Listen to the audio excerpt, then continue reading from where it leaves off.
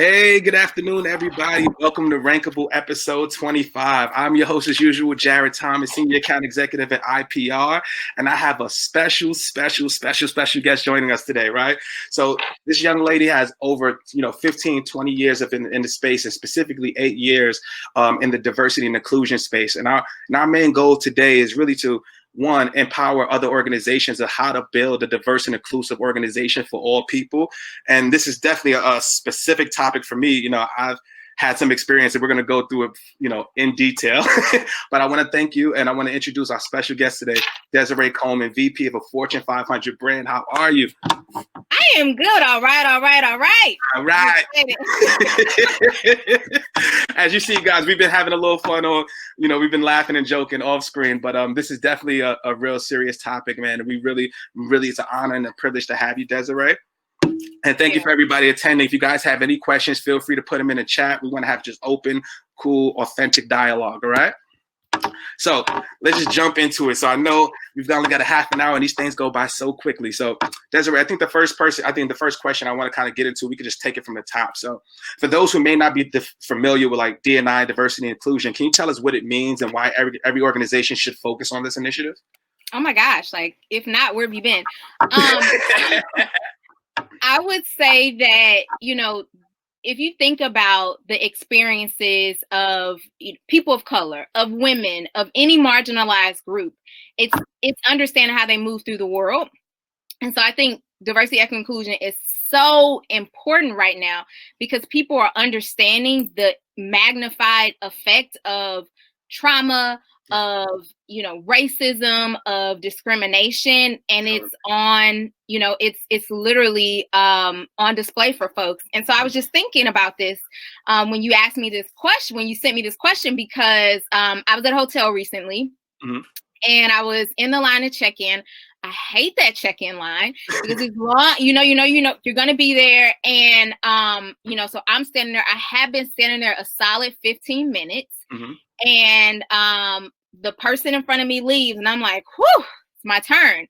And so before I could even start moving to like approach the desk, this other guy walks up, zip, does a beeline and gets in front of me. And then the guy is motioning him to come and stand in his line.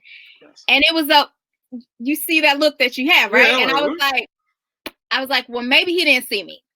Maybe it was the angle I was standing at, but it's all of these little microaggressions throughout the day. Yeah. And that was like one simple example, but I think about even like going to the grocery store, and you know how you push your cart back. There are times when people are sitting in their car and I'm like, let me walk slowly as I try to get in my car so that nobody feels that they're threatened. And so it's in day-to-day situations and at work, it's understanding what your employees are feeling, and it's creating systems and processes to make sure that they don't have to also take on those microaggressions at work.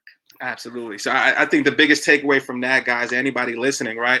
The diversity inclusion programs and initiatives and organizations to help every employee be their authentic self, right? We should be able to do that at work. I'm sorry, Desiree. No, I mean, but I think also too, like I would say most corporate mantras is bring your whole self to work. Yes. That's really that's really hard, right? Like it sounds good, but what that means is you would have to break down systems that when women speak up and say something, their voice isn't immediately dismissed, or you would have to break down processes when Black or BIPOC or employees of color persistently apply for jobs and are overlooked. You would have to look at your hiring processes. So it's a nice thing to say, but it's really having that internal commitment to be willing to, do a deep analysis to understand what are the things that aren't working, and then use equity to say, here's how we're going to rectify them. No, that's a great point. But see, like you're more in tune with it than I am, right? Like, so I'm curious, like with all that's going on right now in the world, obviously we have the Capitol takeover, we have the social injustice, we have the Black Lives Matter movement, which really highlighted like racial problems we have in the country. And as a person, like with like a ton of Caucasian friends, I'm curious to hear, your perspective on what should we expect from our allies at this moment. Yeah, I mean, I think it's so, a lot of folks will say like, honestly, like the point that they're coming from, how I approach diversity, equity, inclusion, I always try to give grace and saying you are where you are on the journey, right? Yeah, that's a great point. It doesn't give you permission to stay there, but you are where you are, right? And so as I think about allyship, I recognize it's a spectrum. The core of allyship is courageously speaking up. And so it is asking in every circumstance that you're in, is this equitable? Yeah. Is this fair? Are we producing results that give everyone the same opportunity? And if not, speaking up. And so I recognize, though, that there's a cost associated with that. It might be discomfort. It might be fear of rejection. It might be uncertainty if you're going to upset a family member. It could be politically at work, not being sure if you want to get on, somebody's bad side. So it's courage, right? So if you were to ask me what I would ask for allies, I would say to continue to speak up, to be critical as you analyze how things happen around you. And if there's ever an area that's not quite sitting right, or that's not producing the results that we would hope, in an equitable and just system, that you would speak up. Now, that doesn't mean you have to go in and flip over a table, but speak up. Speak up in whatever way that's authentic to you, whether that's pulling somebody to the side, whether that's saying, hey, can we have a crucial conversation, whether that's in the moment saying, hey guys, are we sure that this policy or this practice is going to produce the things we're hoping for? So I would say speak up. No, absolutely. I totally agree with that. And to be honest with you, I've seen a ton of that lately, and I'm so appreciative of that, right? I've got so many friends that, worked with in the past or currently working with, and, they've reached out. I remember when George Floyd happened, I'm pretty sure you had that happen too. Like, I had so many coworkers and former coworkers like, yo, how do you feel, man? Are you good? Is there anything I can do? Is there stuff like that? It's like, it was a good feeling, but at the same time, it's like, I don't know how to respond to that. You know what I mean? If that makes sense. I'm waiting to be recognized because I have something to say. Oh, yeah, go ahead. I think just on that point, I do acknowledge that there were so many allies who reached out to me. One thing that I've realized since then is that, unfortunately, our systems, our workplaces, like, there are challenges still. Yeah. And so in the same way that allies showed up for the big things, my challenge would be show up for the small things, right? So it's not just when there's a national atrocity. It's not just when we're seeing a national reckoning on race. It's when you're sitting in a meeting and something gets said that's not quite right. That is the moment that courage is going to say, I'm an ally, so I'm going to speak up. Or it's when, you're in line at the grocery store and you notice somebody literally just cut somebody off, and that is not the time to put your head down and scroll through your phone. Like, that's the time to be like, oh, I think they were next, And again, how I approach life, I'm not rude, I'm not nasty, I'm not going to come that way, but I am going to say something. Right. And so it's just encouraging people to use their voice. No, absolutely. But the thing is, and I think there's a delicate line with that, right? And I'll be honest with you, right? I've had scenarios where I've been the person that speaks up in the room, and I've also been shunned for it. Right. So what do you do? What do you do in that situation? So in that, it's so good. In that scenario, your ally should speak up. You should not have to be the one carrying the burden as the person of color in the room to speak up. It is incumbent upon all of us to identify in any given situation if there is an issue and we acknowledge it, right? So I can definitely see you being shunned. There is a lot of literature that talks about psychological safety. Catalyst is an organization that I love, and they talk about the risk that employees of color face as they speak up.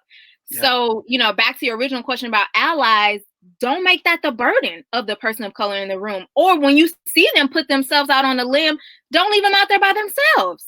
Speak up, right? If you have that, pile on, right? Yeah, you need that. You need that. Like I said, you don't want to be the only person in the room. It's like, what's that episode of Jamie Foxx? He was like, all right, hey, who's coming with me? Turn around, nobody's with you. And now you're the only person.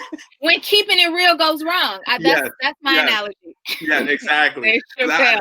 I'll give you a story too. And I'm curious, and I'm gonna follow this up with a question. Like, so one Yeah. of the most like not traumatic, but one of the craziest things that's happened to me in my career, right? So I'm starting off. I'm a young 22-year-old African American employee. I'm starting at this ad tech firm. They go around the room. They're talking to accent people. They're like, hey, I'm from NYU. I'm from Buffalo. I'm from Yale. I'm like, I'm Jared Thomas from the Bronx. I'm from Evander Childs High School, and I'm gonna be a top seller here. It was like cocky of me. People laughed me out the room. But 6 months later, I was one of the top grossing salespeople, doing like 250 a quarter. Go Yeah, you. yeah, absolute champion. You know what I mean? Trying to do it. But then a year later, now I'm the top salesperson. My sales director walks me up to the room, sits me down, and says, Jared, you're doing great work. You've been working hard. You come in early, you come in late. You have the respect of your peers. But the problem is the board of directors, they don't know you. And I'm like, boss man, what do you mean they don't know me? Like, yeah, like, what do you mean? Because like his son, the member of like the chair of the board, his son is like was my best friend. Like he'll sleep on my couch and we'll hang out and stuff like that. So I'm like, how don't you know me? Like I'm damn near family. And he was just like, maybe it's your parents. And then I look down, I've got kind of like the baggy slacks. I've got on Pradas. I've got braids down my back, little kind of baggy shirts. I'm like, okay, because I didn't know what corporate was. I was trying my best. Right. And then he just said, hey, maybe if you cut your hair, we'll see what happens. Maybe that'll make people feel more comfortable. So I had an option in that moment as a 23-year-old with a 2-year-old. I'm like, damn, do I have a real moment? Or do I just say, hey, buckle up, go to the barber, even though I had my hair since I was like 7 years old. It was a part of my identity. So I'm like, yeah, I had, what I had to do? I had to chuck it up and I had to go get a fade. I came back in the next morning and they gave me a $20,000 raise. So that's something that always sticks with me. So it's like when you talk about diversity and inclusion, like that's why it means something to me because I have to constantly change who I am and can't bring my whole self to work, but you can continuously telling me that I should. So in these moments right now, especially with, all that we're facing right now, what should we expect from leadership, from organizations? Should I've been able to go to the CEO and say, hey man, this is what's happening and not be afraid of wherever, ramifications happen from it? I'm sorry that happened to you. James, that's a good ROI for a haircut. No, it is. I ain't gonna lie. I didn't say nothing then, but 10 years later, I'm like, man, did I have to though? Because I was still the same person, still doing the same deals. I think, I'm sorry, it just took me a minute to like take it all in, but I would say it's so unfortunate, that, couldn't see you for who you were, like as an individual, but then B, the gall and audacity for folks to approach you. So I think that is the essence of what we're saying, in that, a truly equitable and just organization would welcome you, whether you were a sari, whether you were a hijab, whether you have dreads, whether you were an afro. There was a recent study that came out that said African American women who wear their hair natural, across the board get less interviews, even with equal qualifications. So there's bias throughout. And I think your experience is like the exact definition of microaggression, bias, unfriendly work environment, non-inclusive work environment. And that just shouldn't be. Shouldn't be. Totally. Not at this day and age. Shout out to Allison. Thank you for joining, Allison. And she has a great question. She says she wants to add, so how can corporations create belonging and make itself to bring your whole self to work, right? Because we say that, but how do you actually create that? So I would say that, this goes back to the courage piece because, a lot like relationships are the currency in most organizations. And that means that sometimes we give people passes when they don't show up well. That means that sometimes they are managers who aren't the most friendly to their employees from marginalized identities. And so if you're really serious about advancing diversity, equity, and inclusion, you manage those people out. Because you're serious when you say, these are our expectations of leadership. This is the experience we want all of our employees to have. And at the point where there's a breakdown, obviously you give people a chance to self-correct. You offer training, you offer coaching, you set a clear expectation, you create a time frame for them to increase their their ability to work with their employees. But when it's not happening, that's when you have to shift things. And that's where I think a lot of diversity, equity, inclusion programs, efforts, initiatives breaks down, is in the accountability. Yeah. And it's saying to folks, this is my expectation. And then when they don't hit it, saying, no, but really, this is my expectation. And so I think that, there are a number of organizations who try creative things around incentivizing it. And so creating financial incentives as manager hit their, their goals. Bayer Monsanto has been really creative, and they've actually come up with a way to quantify inclusion. So through a series of 360 evaluations and input from, your peers, your subordinates, your superiors, they're able to quantify the degree to which you are inclusive. And that has a direct correlation to your to your bonus. And so I think those are organizations that are serious about, what they mean. But if you tell people, on your website, we value inclusion. If you get up in front of the town halls and you say it, but there's actually not a process and a system that undergirds that accountability, it's really just a futile exercise. So Allison, to your question, I think that, I would say looking at, employee surveys to understand where there are some gaps. So you may be able to identify a particular division that consistently has reports of, employees not feeling included. And then it's time to have some serious conversations.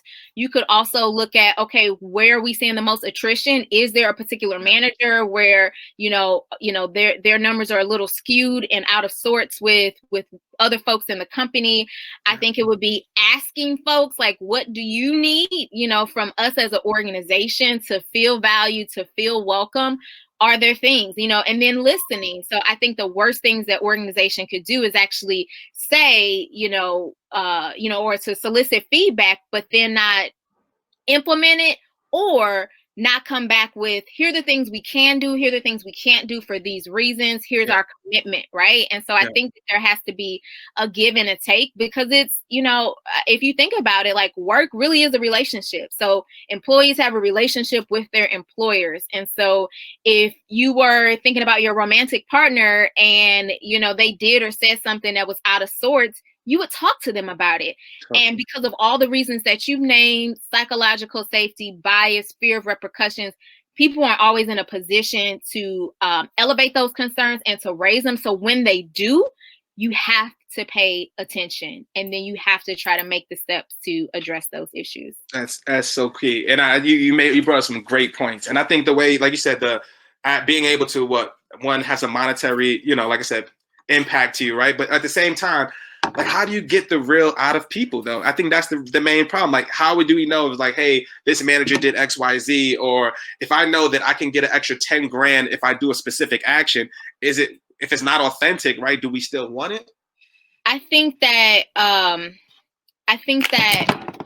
yes. Okay. I think that's a starting place, right? So some people categorically have not bought in. And so for those people, I think it's, doing some coaching, doing some training, talking about inclusive leadership. Like, in my profession, we talk about the business case for diversity. I hate starting there because I feel like, America is an experiment in diversity. So if you don't value diversity, like, let's have a different conversation. But anyway, we start with the business case for diversity. And then sometimes we talk to managers about the ROI of inclusion. So when you come to work, if people don't feel respected, valued, that they belong, they're not going to give their best selves. Like, they're not going to do their best work, which means you're going to have diminished productivity, which means that innovative idea that they could have elevated and come up with, they're not going to share, which means that the companies and your competitors who are doing it are going to eat your lunch. And so we sort of frame it up as that way. But I do think that, I would rather somebody to be doing it not from the right spirit. And then, I can work with you, right? Yeah. I can bring you along. I can, we did these inclusive leadership center summits at my job, and really just tried to help employees understand and identify bias in their own lives. And we didn't do it in a way that kind of like put them on blast or, put them on display, but we allowed them some time and space to kind of reflect. And then we asked them to go back to their individual markets and to try to implement some of those things. So I definitely, would rather have you come kicking and screaming, but you're coming, versus being defiant or being a detractor or just downright not doing it. Yeah. But I'm curious too. Now that's some great points, and I'm curious to know about, like, from your experience, right? Like, has there been any instances in your professional career where you've dealt with situations like that, and if so, like, how did you handle it? Unfortunately, yes, and it's always a calculated decision, right? It's always sort of asking yourself, am I going? Is this thing worth it? Is this the Is this the hill battle we're gonna? that Yeah. I'm willing to die on, right? And so Yeah. sometimes you suck it up and you just carry that baggage with you. And sometimes, you decide that, it is something you want to address. I actually, in preparation for this conversation, because I had read a while ago around racial trauma, that is a real thing. So there are researchers from the Institute of the Study of Promotion of Race, and they talk about the cumulative effect that experiencing racism has on an individual, and the elevated levels of stress, the increased probability of mental health, and then the propensity towards chronic disease. And so as you think about, like, we have to do something different, right? Because literally it's impacting our employees, our neighbors, our friends. And so I don't know, it's just something that's really near and dear to me. No, I totally feel the same way. And I think Allison had a follow-up. She was saying about sales where Jared and I work. If we could bring D&I into the commission approval, it would help weed out some of those issues faced if someone was a great performer but not inclusive. And I totally agree with that. And I think it goes back to your point that you said earlier, Desiree, is like, if you don't feel like you can be your whole self, you don't feel appreciated, you're not going to go the extra mile, right? So there's been times where I've been in a company where I was a top performer, and I'm like, hey, well, I need Zoom info for this, or I need this tool to help improve our efficiencies on the sales side. And it was like, all right, go about it. And I actually was fired for instances like that, when I'm like, I'm fighting for my team. So, like, if you feel your whole self, and I think every organization should try to do that. If I come in here, like, for instance, at iPullRank, you even if you don't know me from a hole in the wall, you can go on my LinkedIn right now and just say, damn, this guy must be happy, because I'm out there waving the flag every day. You know what I mean? I'm waving the flag. And that's why, you see me out there. I'm doing a podcast. I'm doing things outside of my 9 to 5 that are not required to help move the needle for the brand and the business, right? And that's because I'm happy and I feel like my idea is appreciated. Like, try to make it inclusive. Like you said, you could be losing out the $1 million idea. Right. I don't care where it comes from. So, one of my good colleagues, Shakira Polite, from Black Bravado, you guys should check out that organization, sent me this morning a study that Sephora did on the ways that their customers feel when they come into the store. And so it talked about how they're less likely to buy and how they're more prone to buy online because they don't want to be to encounter salespeople who aren't friendly or welcoming or any of those other things. And it was really well done. I think it's on their website, so I would encourage folks to go check it out. But what I loved about it is that they recognize for themselves, for their industry, these are the barriers that people feel when they come in contact with our brand. And that's not okay for us. So they talked about some of the training that they've been doing for their associates. And so I really do think that as people take a critical look and identify the specific intricacies of their particular field. So, some of the issues that would come up in corporate may be slightly different from nonprofit, which may be slightly different from a sales organization. And so I really think it's just important to do an analysis, to talk to people, to ask your employees what they feel. You may not get the full answer because people may again feel reluctant to share, but I think it's important to ask the question. Absolutely. And it actually goes into a follow-up question with that, right? So say if you're looking to join a new organization, right? Like, what are some questions should you ask around D&I to make sure that there is a good culture for you to join the company? Like, what are some things you should be asking and like during the interview process? So I recently read, I love the Huffington Post. And so there's a reporter, Monica Torres, who gave a name for what you just talked about. It's called scouting. So instead of just being like, oh, is this a great company? You have to scout and ask more questions about, is this a good company for women? Is this a good company for people of color? As an LGBTQIA individual, am I going to be recognized, celebrated, or am I going to be limited here? Yeah. And so that's another instance of, things that people from marginalized identities have to do that mainstream folks don't have to do, just to navigate life, just to live, just to make a profession. So I'm sorry, I went on a tangent. So no, it's so true. It's real. I appreciate it. But I think that, you have to ask those questions like, will my leadership be appreciated? Like, is somebody checking a box that they have a diverse hire, or are they truly interested in me as an individual and what I can bring? And will there be space for me in the future to lead and to assume, new leadership roles? So it's an unfortunate reality, but it's real because, folks ask those questions for a reason before they enter into an organization to try to understand what their experience may be like there. Absolutely. And I can tell you from experience, anybody listening, like these questions, I'd rather you ask the questions during the interview process than get there, because there's no worse feeling when you get to an organization and feel like they did the bait and switch on you, right? Hey, the culture's not here. They got me sitting on the window. Sales and marketing sit like 2 rows apart from each other. And right, exactly. Basement with your red stapler. Exactly. I will say also that, again, this kind of goes back to this analogy that, you have a relationship with your employer, right? You spend the most of your waking hours at work, right? So if you are in a space where you don't feel valued, respected, you don't feel like there's opportunity, that's going to be a miserable experience. And so it is an unfortunate reality that folks do have to do scouting, but it also says, like, if that is your current situation, then you're not bringing your best self, because it's not a good space for you. Totally. That's the worst feeling in the world. Right. So that goes back to that ROI of inclusion. And if you can create spaces where people want to be, where they feel heard, then you're going to have better results downstream. Totally. I agree. Like I said, it's the worst feeling in the world when you're waking up and you're miserable doing what you're doing, or you're just waiting for the 6 months so you can make a move or have it on enough time so you can start interviewing in other places. Like, that's the worst, right? And also, I didn't realize the time was going up so quick. We're at like 1:57. So I want to do a quick speed round, if you don't mind. I would love to know from you. We're going to go 3 quick ones. So one quick question on the speed round, right? If someone wants to learn more about D&I, like, what resources would you recommend? Read Cast by Isabel Wilkerson. Go. All right. If there's someone who comes to mind, who's the best influencer that we should be following when it comes to D&I? I love Michelle Kim and Shireen Daniels. Go. If you had one opportunity to highlight one individual for Black History Month, who would it be and why? Michelle Obama. I love you, Michelle. Call me so we can do coffee. I'm joking.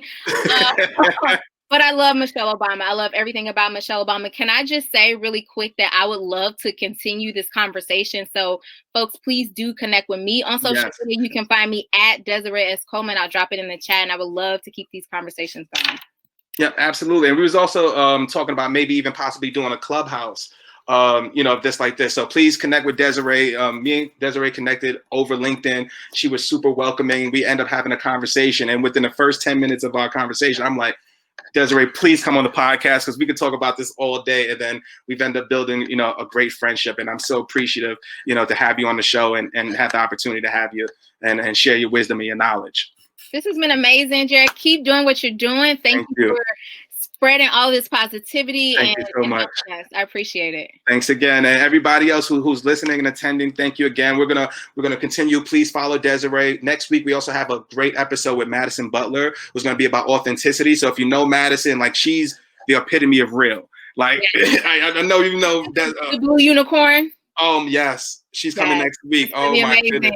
I cannot wait. We're gonna be real. So thank you again. And everybody else, thank you for the support. We on episode 25, we wouldn't be here without you guys. Like, all the comments, all the DMs. You guys are coming out of busy days of your work to listen to us and be here. So I thank you from the bottom of my heart. And I hope to see you guys next week. And we'll see you again. And Desiree, much love as always. I know I keep in touch. We're gonna be all right. Take care, everybody. See you soon. Okay. Bye-bye. Bye-bye.